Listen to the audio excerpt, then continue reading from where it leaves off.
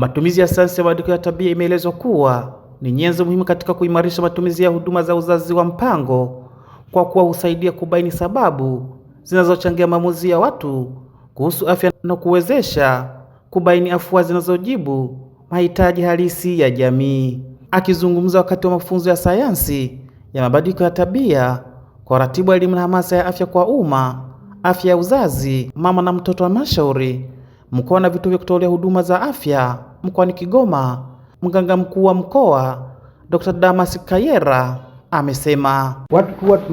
tumefanya kazi kwa muda mrefu sana, huenda wengi mmekaa katika, lakini huenda unapofanya kazi yako unafikiria unafanya vizuri, lakini kumbe ukipata maarifa zaidi unaweza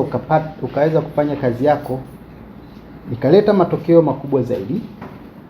kwa muda mchache au kwa gharama nyingine chache zaidi,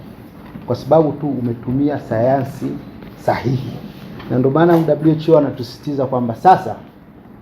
tukatumie sayansi ya mabadiliko ya tabia kuweza kushirikiana na wananchi waweze kuzitumia huduma zetu, kwa lengo la kwamba wananchi wale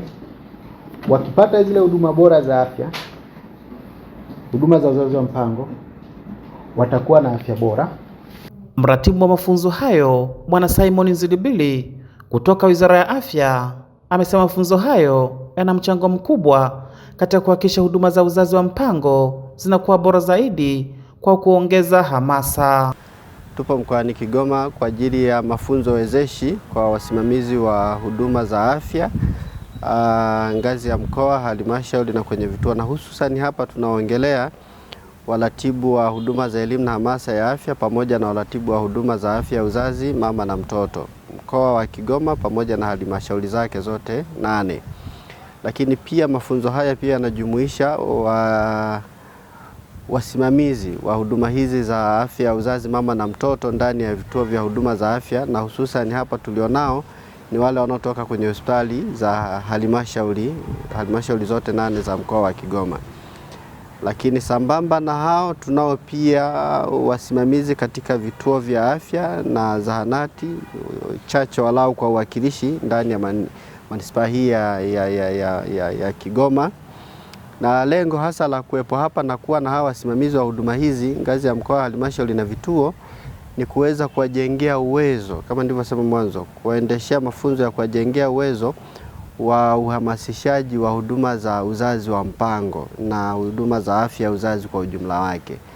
Na tunafanya mafunzo haya ikiwa ni mwendelezo wa uboreshaji wa huduma za hamasa na elimu ya afya na mabadiliko ya tabia kwa watoa huduma wenyewe,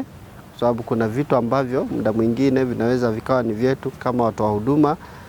kutokana na misingi ile ya mafunzo, misingi ya kijamii, namna tulivyolelewa, kila mmoja anakuwa na mwelekeo wake. Naitwa Jerry Mlembwa kutoka Shirika la Afya Duniani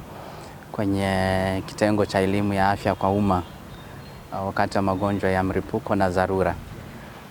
Tumekuwa tukifanya kazi na Wizara ya Afya kwenye mambo mengi sana, lakini katika hili hasa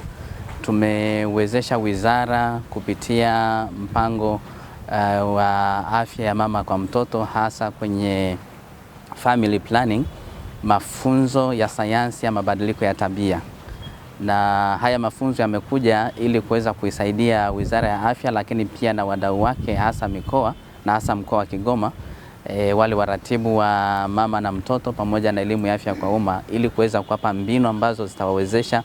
kutengeneza mikakati ambayo itakwenda kutatua changamoto ambazo jamii yetu inakutana nazo katika kupata huduma ya njia za mpango au uzazi wa mpango. Naitwa Benedetta Peter na ninaratibu huduma za afya ya uzazi na mtoto kwa mkoa wetu wa Kigoma. Nipende kutoa shukrani zangu za dhati sana kwa Wizara ya Afya ikiambatana na wadau wa WHO kwa kuona umuhimu wa kutuletea mafunzo haya yanayolenga kuboresha huduma za afya ya uzazi na mtoto, hususan katika afua ya matumizi ya njia za uzazi wa mpango. Tunapata mafunzo haya kwa muda wa siku 3 ambayo yatatufanya sisi watoa huduma tuweze kuona ni namna gani tutakapokwenda kuboresha huduma za utoaji wa huduma za afya ya uzazi, hususan katika huduma za uzazi wa mpango, kwa kuzingatia mabadiliko ya tabia za kisayansi, ili kuweza kuwafanya wananchi waweze kupata mabadiliko na kuweza kujua mbinu sahihi za kuweza kutumia njia za uzazi wa mpango, na hatimaye tuanze kuongeza wigo kwa wananchi ambao wanatumia njia hizo za uzazi wa mpango. Naitwa Eric Ernest, ni mratibu wa elimu ya afya kwa umma kutoka wilaya ya Uvinza, mkoa wa Kigoma. Zile lengo haswa la kuweza jamii kuweza kuelewa kuhusiana na